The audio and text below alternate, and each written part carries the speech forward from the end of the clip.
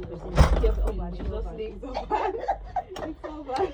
No, I know. I know. No, you might have forgotten. Never. Yeah. Okay.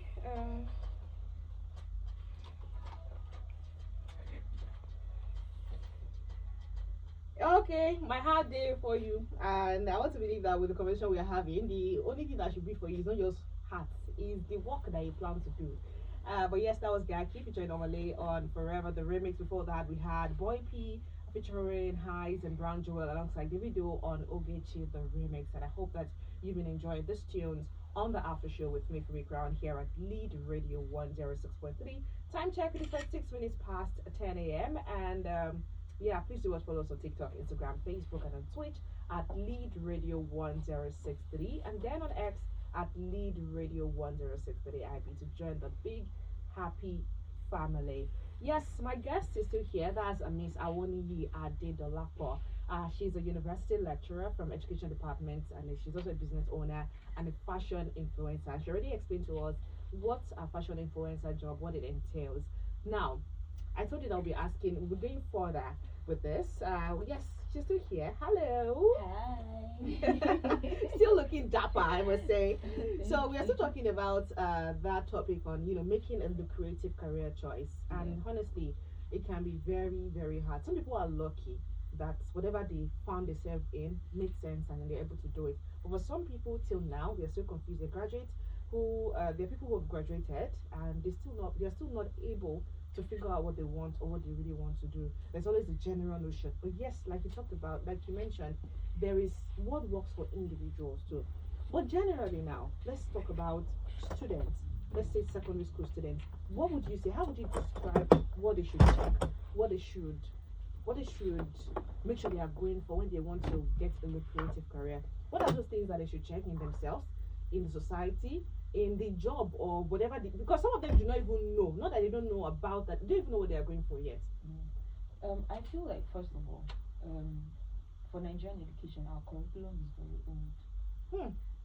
I was going to ask you the challenge in education, but yes. Our curriculum is very old. Now people are tending towards content creation, tech. Yes. Right.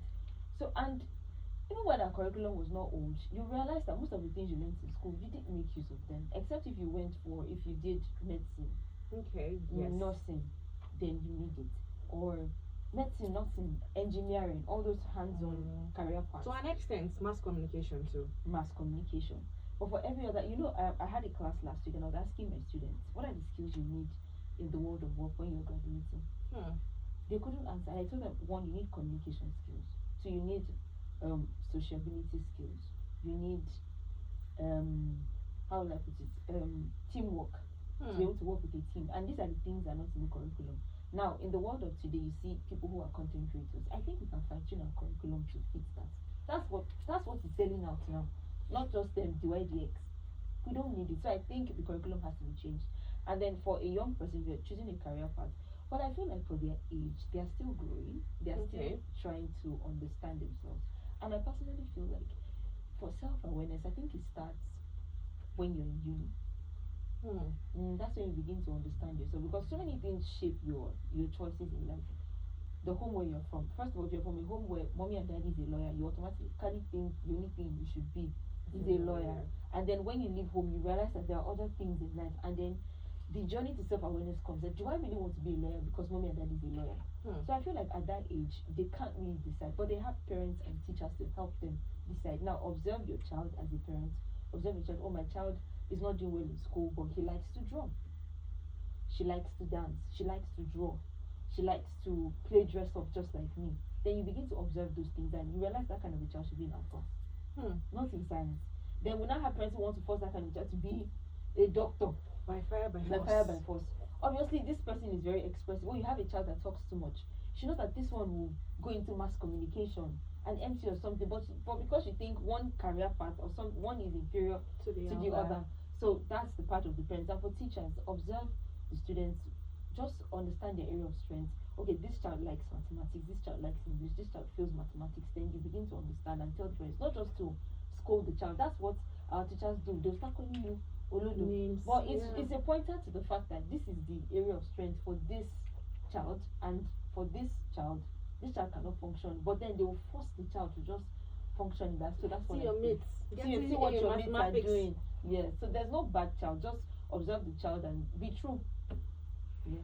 All right. Thank you very much. Now, are there certain industries that right now you believe have strong earning potential?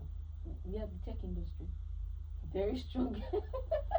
Very. You see a lot of people that studied something else in school and now they're in tech.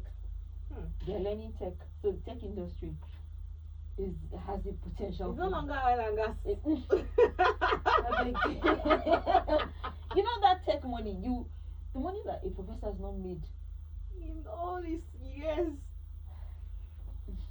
Hey. thanking God. I totally understand. If you just hear I'm a tech bro, and Yes. then And they look so simple, but they are earning a lot. okay. So now, you're a fashion influencer, and Yeah. now, how would you say social media has changed the idea of what a career, should look like or looks like today? Social media has changed it too. Because now, first of all, no matter the career path that you're in, there's something called branding now. And the only way to showcase what you do is on social media. Even those who sell paper, they create content now. Yeah. Because now social media has created markets for a lot of things right now. So whatever you're doing, social media gives you markets, just like I said, and then it spreads what you do, and people will know what you do once you're on social media. Now, for what I do is dependent on social media. You won't see me as I'm going now. If I don't tell you I'm a fashion influencer, I can't tell everybody I'm a fashion influencer. Bring your code, bring your code. Let me just say 100% of my customers have not met me personally. Wow. And they'll still send, most of them are in Lagos, they'll still send the outfits to Ibadan, create content, send the content in faith, hoping that this girl is not a scam, and then I'll create content for them and post. So social media just shows the lifestyle. And the negative part is I can post, like, as I am, I might not have 10K in my account, but as I've appeared to you and I can take a picture and post, this girl is enjoying. And then you begin to think, money. You begin to think less of yourself. So yourself. it has the positive side and negative side. So I think you should, as an individual, use it positively to promote whatever you do. If you're a doctor, promote yourself.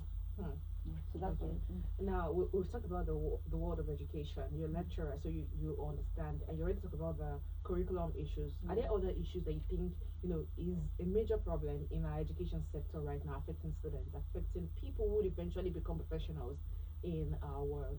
Yeah, let me talk about the pay.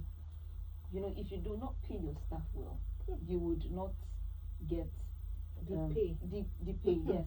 So I'm not well. Let's say I'm not well paid. I would not have the motivation to teach the students very well. Another thing is the students are looking at the teachers that, okay, is this after reading?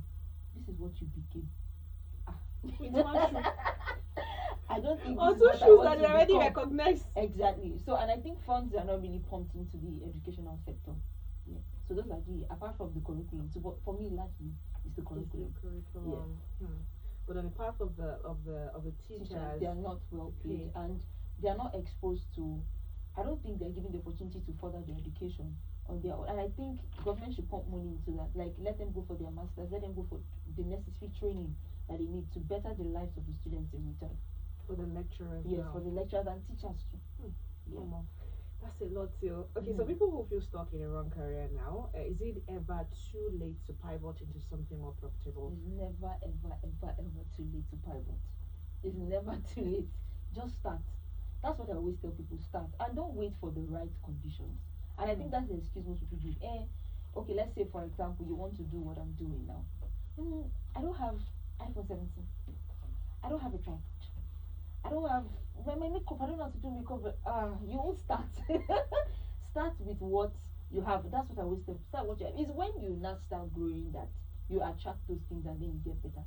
But you have to start. So it's never too late to start. Yeah. I remember, off the mic, we're talking about the conversation around, people who stay stuck to one. You're a fashion designer. Your clothes are always having issues, always having faults, and yet you do not even try to get your hands on something else.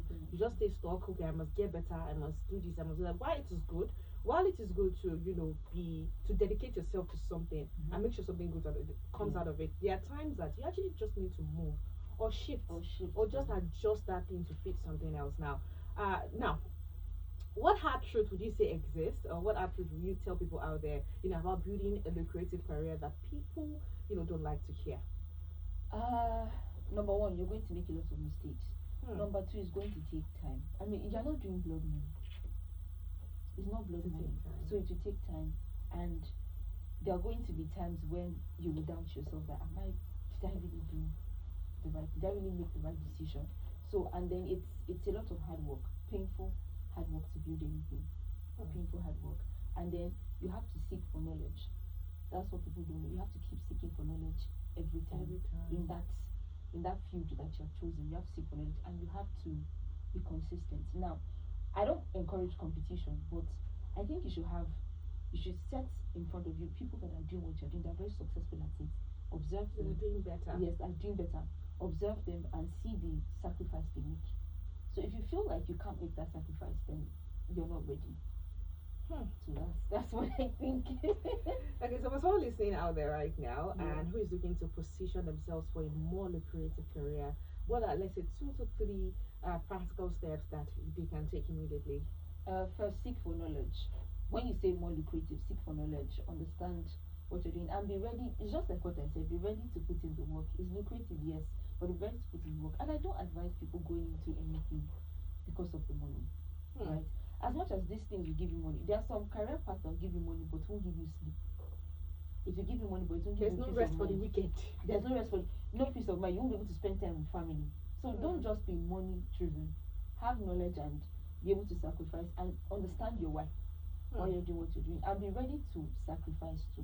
Nothing good comes except even blood money takes a lot of sacrifice. Even blood money. You have to cut someone's head. It's not easy to cut somebody's head.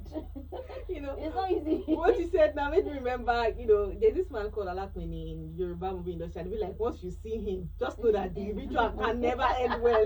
He will give you a condition that you will never be able to meet. And I totally agree with you that even the so-called things that looks like comes easy, comes cheap, the sacrifice you still make is still a lot.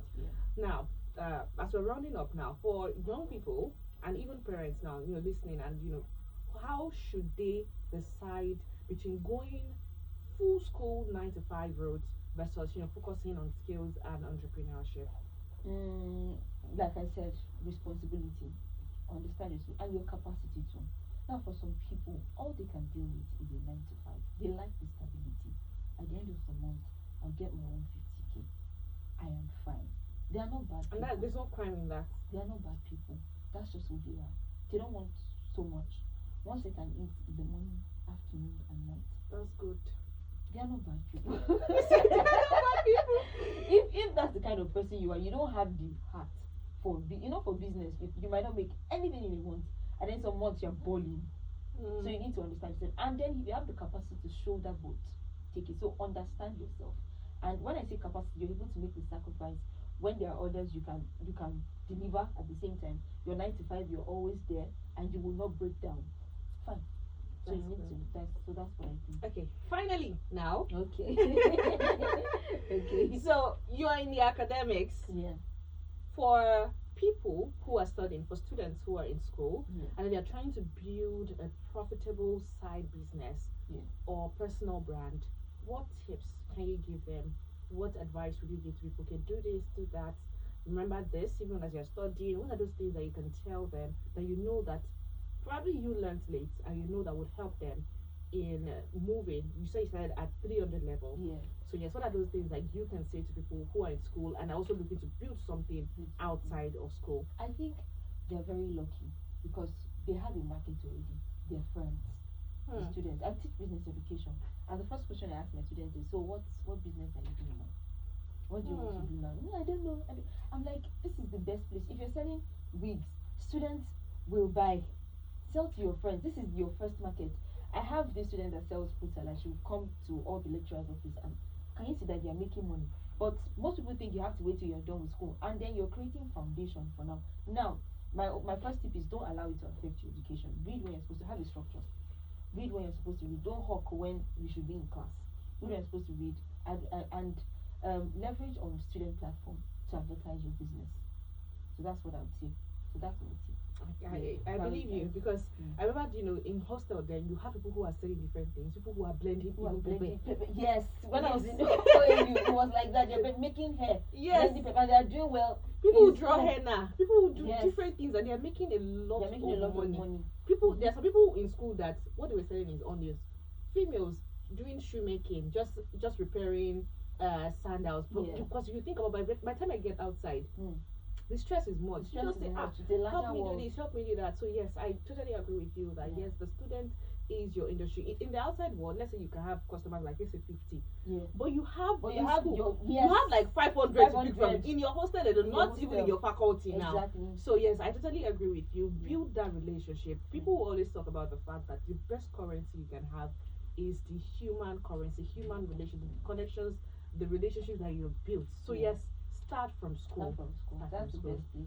Yeah, honestly, this has been such an eye-opening conversation for me, Thank and I'm you. sure that it's been for everyone out there. Yeah. It just shows that building a creative career is not something that happens by chance Mm. or just by throwing caution into the wind. It's something that requires attention. It requires intention. It requires learning, and sometimes the courage to make bold decisions. Yes, Mm. a big thank you to our guest, Miss Awoniyi Mm. Adebelakwa, for sharing this valuable insights with us today. Thank you, thank you, thank you. You're welcome. And to everyone listening, remember your career is one of your biggest investments. So Yes. choose wisely and grow intentionally, and don't be afraid to evolve. Yes, this is still the Business Monday, and we're getting back to the music right now. So the music will pay the bills and come for the third power of the Alpha Show, which of course is the lunchtime games. And I'll be right back. Ah, we're done. Let me see. I hope we're still recording. Oh, Was this recording? I think so.